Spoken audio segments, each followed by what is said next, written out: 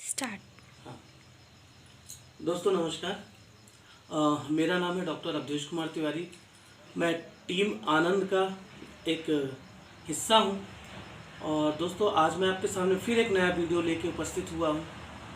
हमारे सामने हैं हमारे वर्गीय क्षेत्र के बहुत ही बुद्धिजीवी व्यक्ति और बहुत ही सरल और स्वभाव वाले, जिनको लोग राजा भैया के नाम से जानते हैं और इनका पूरा नाम है राजा चौक से।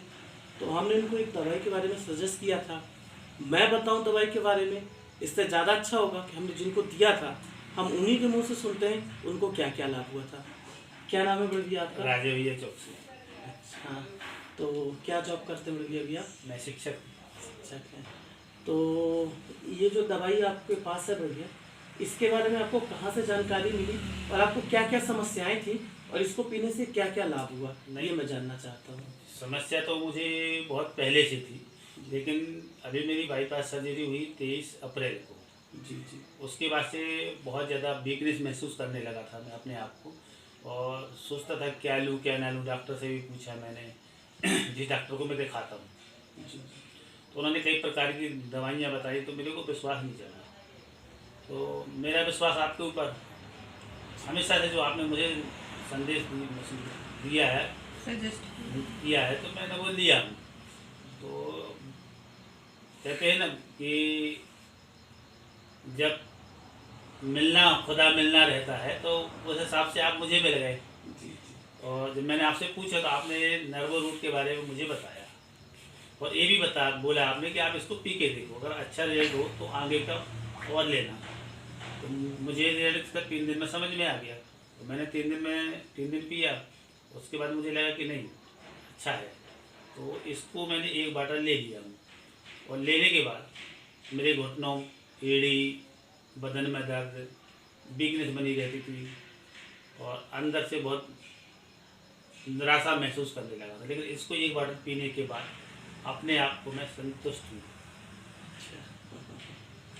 तो देखा दोस्तों आपने, आयुर्वेद में आज भी रिजल्ट है। वीडियो बनाने का मकसद सिर्फ एक है, आपको ये बताना कि हमारे जो पूर्वज थे जिन्होंने आयुर्वेदिक जड़ी बूटियों को चुना है हमारे लिए, उन्होंने बहुत कुछ सोच समझ के चुना है। और आपने खुद सुना कि राजा भैया की हार्ट की बाईपास सर्जरी हो चुकी है। दोस्तों मैं ये नहीं कहता कि आप इसको पिएं, पर हाँ, अगर आपके ऐसा कोई है जिसे ये समस्या है, तो एक बार ज़रूर उनकी ज़िंदगी बनाने के लिए आप उनको नर्वो रूट की एडवाइस ज़रूर दें। अब हमारे पास एक और शख्सियत है, हमारे राजा भैया की अर्धांगिनी, हमारी भाभी जी। तो भाभी जी नमस्कार। नमस्कार भैया। क्या नाम लिखती हैं भाभी जी आप? पूर्णिमा चौक से। अच्छा, पूर्णिमा चौक से। तो भाभी जी, चूँकि अब भाई साहब की तो हार्ट की बाईपास सर्जरी हुई है, तो इतना आसान तो रहा नहीं होगा कि ये कोई दवाई पी रहे हैं और आप देखें और उनको कुछ ना कहें, है ना? तो निश्चित है ये दवाई जब पीते रहेंगे तो आपके दिमाग पे बहुत सारे सवाल आए होंगे। बहुत उलझने थी मेरे दिमाग में कि आखिर ये क्या चल क्या रहा है, क्योंकि आपने सजेस्ट किया था और आप हमारे परिवार के एक अभिन्न अंग जैसे हैं, तो मैंने कहा कि आप जो सजेस्ट करेंगे वो बेहतर ही होगा।